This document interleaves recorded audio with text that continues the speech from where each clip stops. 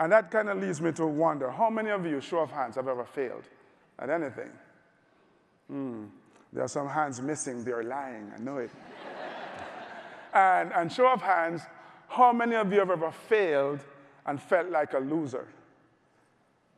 Nice. Keep them up. Keep them up. I want to see them. I want to see all the losers.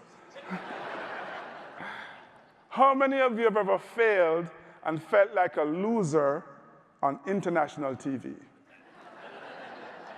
Well, it's just me?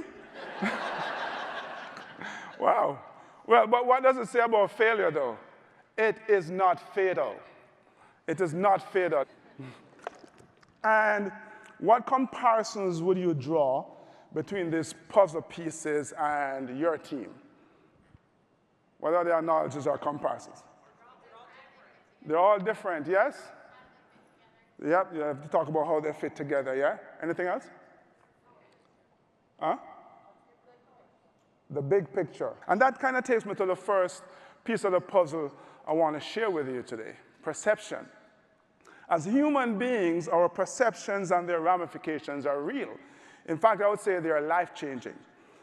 And oftentimes, the thing that distinguishes one person or one organization from the next is their perception of what is possible for them. And the challenge for us, I think, is to recognize that we actually have the ability to harness the power of our perception. You have the ability to harness the power of your vision and to steer your life in the direction that you like it to go, whether we're speaking personally, professionally, individually, or collectively as a team. So what is vision then, you might ask?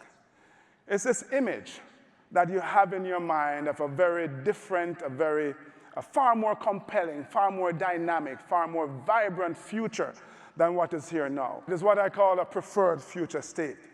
It's that which you aspire to achieve and create and become. It speaks to this ideal that you would like to live. And so, for example, if you here at PDI, right, if you are firing on all cylinders, if you're operating in an ideal environment, what would that look and feel like?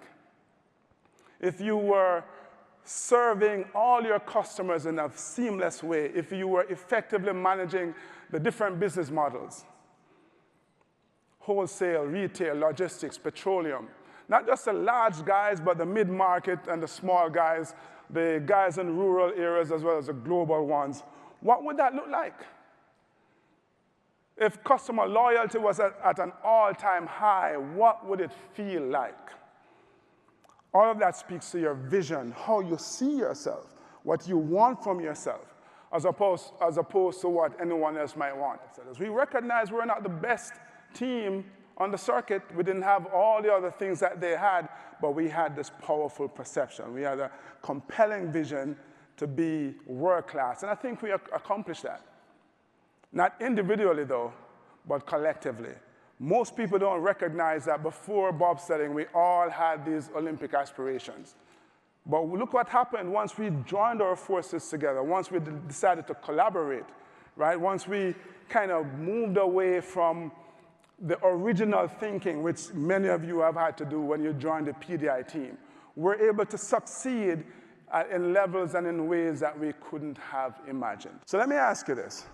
Can you go from creating a vision? Can you go from reimagining enterprise management and connecting intelligent businesses? Can you go from doing that in your mind to just living it?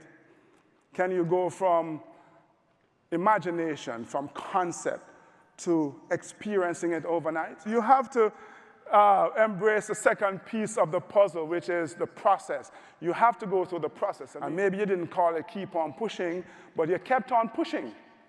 Learning new skills, developing new technologies, all the while adapting to the disruption and the ever-changing environment. And like our team, you had to learn to grow. You had to learn how to sustain that growth by figuring out the specific knowledge and skills that you needed to acquire, the behaviors you needed to change, the best practices you needed to embrace. You have to find a way to apply that knowledge. So our team, as I mentioned to you before, we learned to push bobsleds from the Americans. So we took that knowledge, and we applied it to what we knew about sprinting. And in 3-4 short months, we're at the Olympic Games pushing the 7th fastest start time. We continue to learn, we continue to evolve. 6 years later, we're at the Olympics in 1994, Lillehammer, Norway, 14th from 30 in the 4-man event, beating the Russians, the French, the Italians. Want to know where the Americans finished? 15th. But we continue to evolve, right? We, again, an example of learning new information, but applying it, transferring that knowledge to what you do. But it also helps you, I think, to effectively manage complex environments, complex situations. And I don't know that there's many people who can write the book on operating a complex environment better than PDI can, right? And so when you think about the diversity in business models, in management systems, in different ways of thinking because of all acquisitions, 15 in 2.5 years, you guys are on a tear, right? And so that gives rise to this diversity in employees and customers and cultures and suppliers and political, socio-political environments. Very, very complex environment. But when you choose to be a learning organization, you begin to grow. And you begin to build the capacity within yourselves as individuals, within the people on your team, and in the organization as a whole. It really provides you with the ability to adapt quickly, to learn continuously, so that you can maximize the opportunities.